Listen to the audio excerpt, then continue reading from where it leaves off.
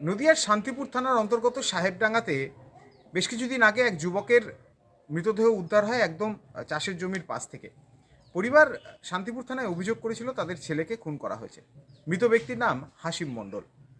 তবে পুলিশ তদন্তে নামে সেই অভিযোগের ভিত্তিতে তারপর জানতে পারে বিভিন্ন তথ্য বিভিন্ন সূত্র ঘেটে জমি জমা সংক্রান্ত বিবাদ এবং টাকা পয়সা আদান প্রদান।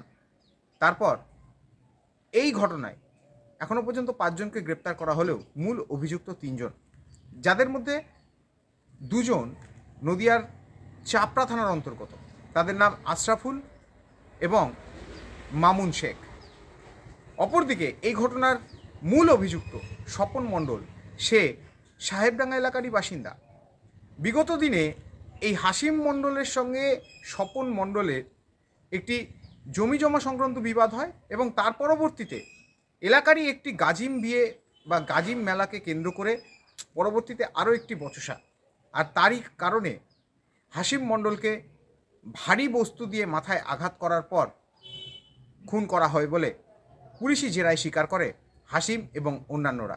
এই ঘটনায় চাপড়ায় যে 2 জনের বাড়ি অর্থাৎ আশরাফুল শেখ এবং মামুন শেখ, এদের 2 জনকে অর্থাৎ মামুনকে গ্রেপ্তার করা হয়েছে জলপাইগুড়ি থেকে এবং আশরাফুলকে গ্রেপ্তার করা হয় পূর্ব বর্ধমানের জামালপুর থেকে।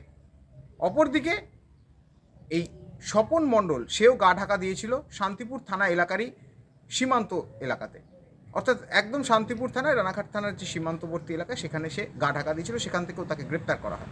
এই ঘটনায় একটি চুরির মোটরসাইকেল যেটা পূর্ব বর্ধমানের, সেটিকেও লক্ষ্য করা গেছে। সিসিটিভি ফুটেজ থেকে বিভিন্ন জায়গাতে দেখা গেছে। সেই গাড়িটি কিভাবে তারা পেল সমস্তটাই খতিয়ে দেখছে পুলিশ। তবে এই 3 জন মূল অভিযুক্ত তা কিন্তু স্পষ্টত জানালেন রানাঘাট পুলিশ জেলার পুলিশ সুপার আশিস মৌর্য। এরা 3 জনই স্পটে ছিল, ডিজির সাথে ছিল। এরাই ওই সময় অ্যাসল্ট হওয়ার সময় এরা যে অ্যাসল্ট ওয়েপন আছে, যেটা আপনারা জানেন কি আমরা সোপের কাছ থেকে অলরেডি আমরা রিকভারি করেছি ডিউরিং পিসি পিরিয়ড। একটা আমরা ইটের টুকরা পেয়েছি, এক রড পেয়েছি, দা পেয়েছি।